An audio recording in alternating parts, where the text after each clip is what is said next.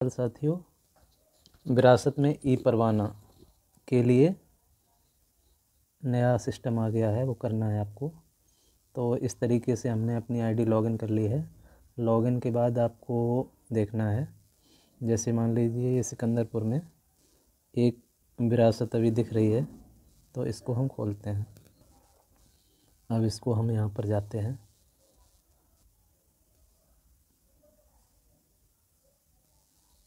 अब पूर्व की भांत पहले तो वही सब करना है। अविवादित स्फौती की हमने पूर्व में ही जांच कर ली है, तो इसलिए मुझे अविवादित करनी है। तो आप हमेशा पूरी जांच करके ही इसको अविवादित करना है।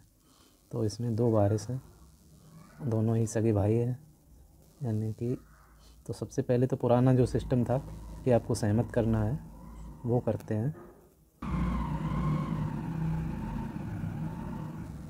अब यहाँ पर ये पुराना ही सिस्टम है, चुने सहमत। अब ऊपर जो आपके लाइन दिख रही है नीली सी आधी सी, यहाँ पे वो पूरी हो जाएगी तब ये सहमत ऑप्शन आएगा सुरक्षित करने का। इसको सुरक्षित कर देंगे। इसके बाद आप दूसरा वाला ये सहमत असहमत पे टिक करेंगे। अब इसमें आप देख रहे हैं नीचे लिख के आ रहा है ई परवाना भरें, तो इस पे टिक करेंगे। देखिए आप पूरा इस तरीके से दिखाई देगा आपको। इसमें से थोड़ा बड़ा करके दिखाते हैं, ये लिखा हुआ ई परवाना भरें और रीसेट करें। तो आपको ई परवाना भरें पर टिक करना है, ठीक है। तो ऊपर आपके लिखे आ रहा है मृतक का विवरण, शेर सिंह सन ऑफ बलवंत, 331 का खाता नंबर, घाटा संख्या का क्षेत्रफल, और उसमें से मृतक का हिस्सा 0.1445। तो जो हिस्सा क्षेत्रफल लिखे आ रहा है, हिस्सा क्षेत्रफल हेक्टेयर में 0.1445, इसी को हमें बांटना है। कितने लोगों में? जो भी वारिस हैं, तो उनके वारिस हैं 2, तो वो हम पहले ही देख चुके हैं, और नंबर केवल 1 है।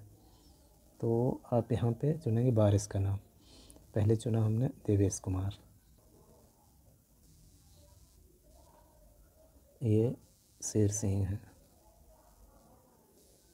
मृतक।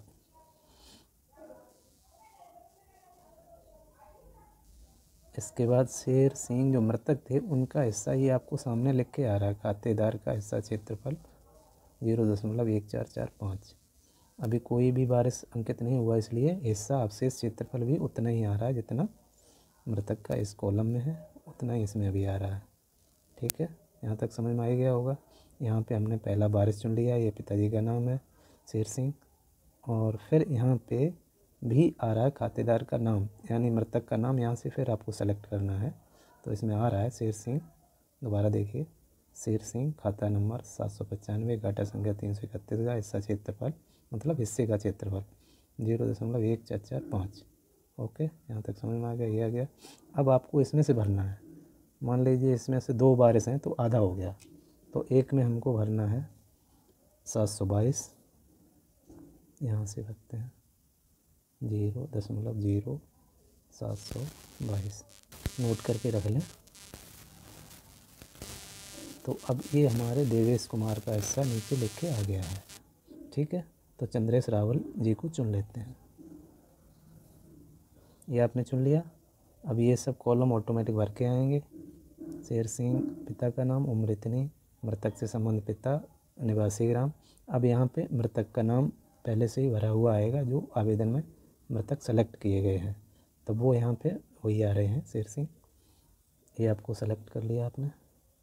इसके बाद मृतक खातेदार का हिस्सा 0.1445 था, इसमें से एक बार इसका हिस्सा आपने ये भर दिया 0.0772। तो फिर अब आपके पास मृतक का हिस्सा बचा है ये 0.0723, ठीक है। तो इसको चाहें तो यहीं से कॉपी कर सकते हैं, कॉपी, और यहाँ पे आप पेस्ट कर सकते हैं। अब इसको जोड़े पे क्लिक कर देंगे, ठीक है।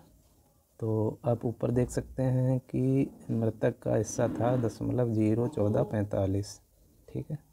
अब इनके 2 वारिस थे, चंद्रेश रावल, देवेश कुमार, दोनों का भी हिस्सा मिला के उतना ही हो गया है, 0.1445। तो आपको 4 अंक तक ही भर सकते हैं। तो एक में हमें 0.0722 भरना पड़ा, एक में 0.0723 भरना पड़ा, क्योंकि हमें उसके बराबर करना है, मृतक का हिस्सा जो भी था ये इसके बराबर। ठीक है, हो गया आपका। तो ये आपका काम कंप्लीट हो गया, क्योंकि एक ही नंबर था घाटा नंबर और 2 ही वारिस थे, तो इसलिए 2 नाम आ गए और एक ही घाटा है 31, 2 बार आ गया। अब इसको यहाँ पे दर्ज करें।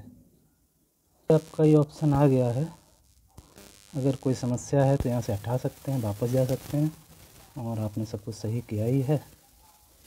तो यहीं से मृतक शेर सिंह के स्थान पर देवेश कुमार, पिता चंद्रेश रावल दूसरे वारिस, संबंध पिता बतौर वारिस दर्ज हों।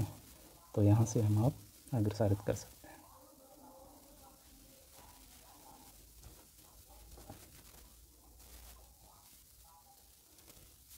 है ना कितना सरल। सरल तो है, बस वही है कि 60 स्पीड से चले। तो चलिए ये भी मेहनत करेंगे हम लोग।